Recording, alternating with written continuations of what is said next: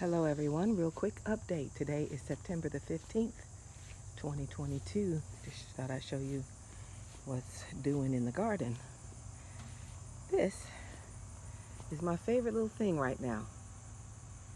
This is a chive that has gone to seed and put on a pretty little flower. I never ate anything off of it, but there it is. It's just delightful. Nice looking little thing. I love it. All right, so pulled up the tomatoes. Of course, the corn was gone and nothing's been in here. This okra plant's still hanging on. Chemtrails as usual.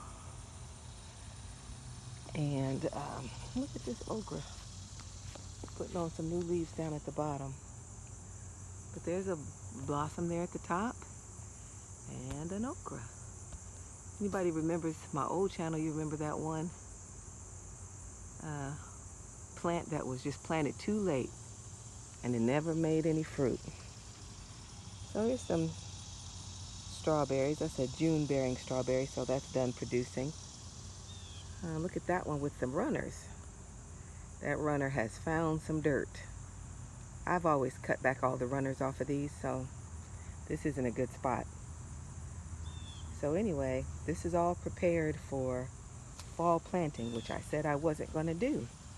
But one of my nieces just got the gardening bug and she wanted to do a fall crop. So I said to take the opportunity to teach a young person that's interested in something like that. So I was willing to do it. We planted some seedlings and they're in the house. This is I think it's called a peppercini pepper. And it was just a last minute small plant that I rescued from the shade. And instead of throwing it out, I decided to move it to a spot where it could get some sunlight. And look what this thing has done. I mean, it was just a throwaway, and it's got peppers all over it. I don't know if you can see them, but it's just loaded with peppers. And there's a one that's pretty much ripe down there. I took one ripe one off a couple weeks ago. Hot as all get out. I'm talking about hot as all get out. This is the chili peppers. They're ripening again because I took a whole batch of them off. Habaneros, those orange ones right there. And I found out their final color is not orange. They go on and turn red from there. This is a sweet pepper. It's pretty much like a brown red when they're ready. Delicious. It's the sweetest pepper I've ever had. Oh, look, this one's got 4 peppers on it. It's just a plain old bell pepper. All kinds of little peppers in there. A lot of sweet bells in there. You can see that one. All right, over here, pretty much everything was pulled up. This is some ever-bearing strawberries. Look at that. They're trying to make a strawberry. I haven't had a sweet strawberry off of these since I planted them. Those are some June bearings. That's just why they have no flowers on them. The ones that have flowers on them are ever-bearing. Some lavender. I don't know why that one's so yellow and that one's nice and green. I don't know. Maybe this one needs a little fertilizer. So this is something that I meant to dig up. Just a strange little tomato I don't get. That's just like kind of a waste kind of composty pile that I have. This is a strawberry plant that I keep forgetting about. And I just watered it today. I always forget about it and it dies and then I revive it and all that. There's the blueberries over here. Still hanging in there. Waiting for me to learn how to take care of them. Prepare them for the winter and see what's doing with them. Find out how to prune them for the winter and all that stuff. Anyway. Okay. Down in the patio. That was former watermelon. It didn't get very big, but it was delicious. It was delicious. Sugar babies. If you get a chance, plant some. They just take care of themselves. That is more lavender. I got lavender all over the place. There's lavender. Zinnia. Trying to get another bloom. Catnip. Lavender. African daisies. Marigolds looking tired but hanging in there. Look guys, potatoes. There are potatoes up under there. I've seen them because I had to cover them back up because they're not supposed to get light on them or they turn green and they make you sick. All right, so this is a place where flowers were. Pretty little potato flowers, if you guys remember that. And then look, I got a fruit. This is full of seeds. That is a potato fruit. That's where true potato seeds come from. And what most people plant is actually the potato. They cut them up and cut a piece that has an eye on it, and then they bury it, and then they get a clone of the parent plant. But when you plant a potato seed that comes out of this potato fruit, then you get a brand new plant. That's just like having a child. You never know what the characteristics are going to be. So there are 4 fruit on there, I believe. That was one that I just showed you. Down here somewhere are 2 more, if I can find them. They're down there. Well, I won't take time to find them, but they're down there. And over here is another fruit somewhere. Oh, it fell off. It fell off. That's how you know they're ready. Because they don't turn a ripe color. They're ready. Look at that. Praise God. Conditions have to be just right for a potato plant to set seed. Look at that. Now, a lot of these will make you sick. So you can't eat them. There are some that are not as poisonous as others. Let me try to find these. Did they fall off? Here they are. Here they are. They might not be quite ready. Oh, I'm sorry, you can't see. This is the one that fell off. These are 2 that are still on this other plant over here. So I'll let them hang. They can fall off when they're ready. And then here's the other one I have that hasn't fallen off yet. These haven't been in the ground 90 days yet. I had those potatoes for about 2 months, the seed potatoes, about 2 months before I ever put them in the ground. That was just so, no, I can't remember exactly what was going on, why I delayed like that. Probably just being lazy. So I finally put them in the ground on July 4th. Put them in this container July 4th. And I had another little small container that I harvested. It had 2 lovely, delicious little white potatoes in it. 2 potatoes? That wasn't good. So I think there's more going on in here. Some of them are red and some of them are white potatoes. So they're supposed to take 90 days. And they've been in since July 4th, so that's August, September, not 90 days yet, but what, like 75 days, so we're getting close. Approximately 75 days. I'm just wondering if there's more fruit over here that I haven't seen. Could be. When I harvest them and cut these, first you cut all these vines off. And then you dig out the potatoes. They're in there, and you never know what's in there. I guess that's where they got that song from. 1 potato, 2 potato, 3 potato, 4, 5 potato. You know the song. The cosmos are still doing their thing. I like them so much. And see all these ones that haven't bloomed yet? All those. If I cut all these off, those will bloom. They're just gorgeous. You just don't have to do anything to them. They're just beautiful. Just water them. So lovely, lovely, lovely. And let's see, more cosmos. This is a mess I made yesterday. I dumped out a planter that, anyway. Beautiful. Beautiful. These are a little paler pink. Just, ugh. And this white one, I can really appreciate the white ones up against the pink ones. And there's some darker ones right there. They're just so beautiful.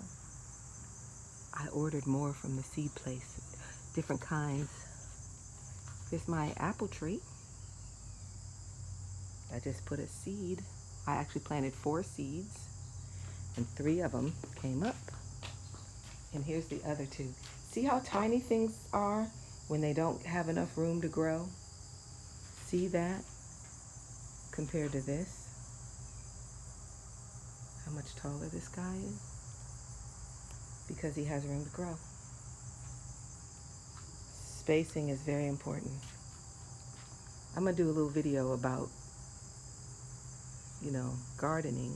Not that I know a lot, but that just goes to show you don't have to know a lot. The more you know, the better, of course. That's that sweet potato vine all out there. Look at that. I cut a whole bunch of yellow leaves off of it, either yesterday or the day before, and it looks a lot better. And also put a little bit of fertilizer on it. So they're in there growing. Now they definitely need like 120 days. And they also got in the ground on July the 4th. So this needs to stay in that pot all through the rest of September and all through the rest of October. If we hope to get anything big out of there, we'll see. This was sort of an herb garden, I guess. There was a big sunflower in there, which was a huge mistake. So lots of lavender. I'm going to pull that out of there, refresh this soil, and put some lettuce in here. This is some flat leaf parsley, which I harvested the other day. Dried it, and look, it's grown back already. Beautiful, green, and lush. This is some oregano, which it was huge. I harvested it, some thyme, harvested that. Look, there's a pepper on the ground. That's a shame. You shouldn't be on the ground, little pepper. That's not good for you. Didn't even know you were down there. It's got peppers on it. They're so low. See, there's one down there. It's so easy. It's so easy. And I pray over the garden, too. And look, the zinnias still doing their thing. When you deadhead them, when the flowers start getting old, cut them off, and it'll make the plants make new flowers. Another beautiful cosmos. More marigolds. I'm gonna go around the other side so you can really see. This is one tired little marigold. Stinky little marigolds. All right. So let's go over here. I think this is a evening primrose. And guess what I found in it? Spearmint. I pulled that out of there yesterday. Spearmint, of all things. How did spearmint get in there? There was spearmint growing in this pot a couple years ago. And it lived and survived, and oh my goodness, that stuff is just indestructible, like roaches. So this thing, I think it might have had like a bloom time where it had pretty little flowers on it, and then it stopped, and there haven't been any more, so I don't know what's up with that. Look at these peppers. I don't know what kind of peppers they are, but I thought they were yellow. But at the end of the day, they're this orangey red. This one's all the way red. Wow. Man, it's amazing. Y'all gotta plant a garden. I'm gonna do a couple of videos about it. Just give you some principles. It's better to have principles and then figure things out than have a bunch of rules. More lavender. No, rosemary. See, rosemary looks like lavender. And this was, uh, I think it was basil or oregano. And it went to seed. It went to flower. And now when the flowers are done, then you'll get seeds. So I'll be able to get seeds off of this, save them, and get new plants next year. This is another pretty cosmos. Look at those colors. Will you look at those colors? This is my first time growing flowers. Get away from me, butterfly. Oh my gosh. Get off of me. Dang, that's gorgeous. That's just gorgeous. I'm sorry. This is more zinnias. Zinnias. That would have been a really pretty color. Somehow it got faded out. This is just full of flowers. Lovely. Lovely, lovely, lovely. So, still happy about this little thing. All right. So that's what's doing in the garden. That's what's doing. So, I want to talk about gardening and what to do and how to do it. And there's some S's. There's the S's of gardening that you have to consider. If you get these things right, then you'll be able to grow things. You need to know about sun.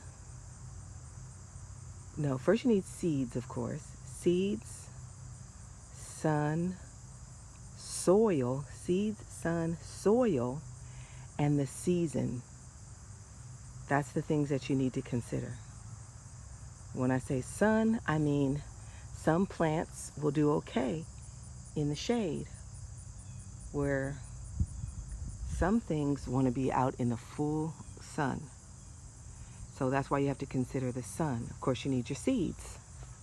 That goes without saying. Then you need soil. You can't, up under this grass is hard clay. Nothing will grow in it. Nothing that you'd want to really eat will grow in it. And you can hardly even dig it with a shovel. I can't dig it with a shovel. So you need soil that's got what they call fancy pants organic matter in it.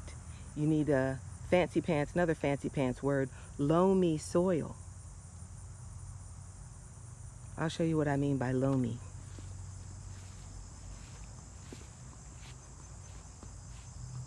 Okay, just happen to have a shovel. This is the native dirt here. And you can see.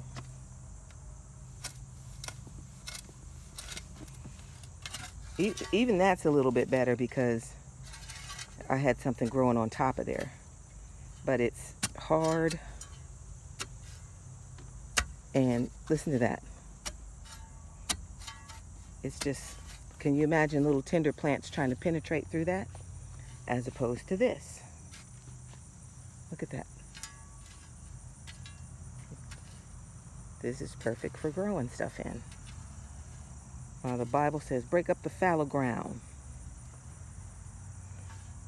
Fallow ground gets hard and compacted, and the roots of plants won't do well in it. I heard something the other day. I heard in my spirit, I heard spiritual seeds. Spiritual seeds. That's what we need. Because man shall not live by bread alone, but by every word that proceeds out of the mouth of God. Anyway, so this is loamy soil. There's a certain type of soil. You know how the Bible talks about stuff that fell on the good ground. You need good ground. And there's ways that you can make good ground in order to buy things. In order to grow things. So I'll talk about that. So it's just wonderful to grow things. It really, really is. It's so satisfying. And you can understand why God put man in a garden. And man was happy and everything was good until man sinned. And then all these things began to work against us. Anyway. All right, guys. That's the update. And also, when you grow a garden, grow some flowers too. For one thing, they're beautiful. They bring enjoyment to the garden, something beautiful to look at, and also they attract the bees and butterflies and other things that come along to pollinate your plants. Certain plants need a pollinator to land on the flower and bounce from flower to flower. Without being pollinated, that flower will never turn into a pepper. Get away from me, bugs. So, God made everything to work together. There's some cilantro or some parsley or something down there. I figured out why I hate cilantro. Cilantro's okay cooked, but it's nasty raw to me. All right, guys. Okay, God bless you all.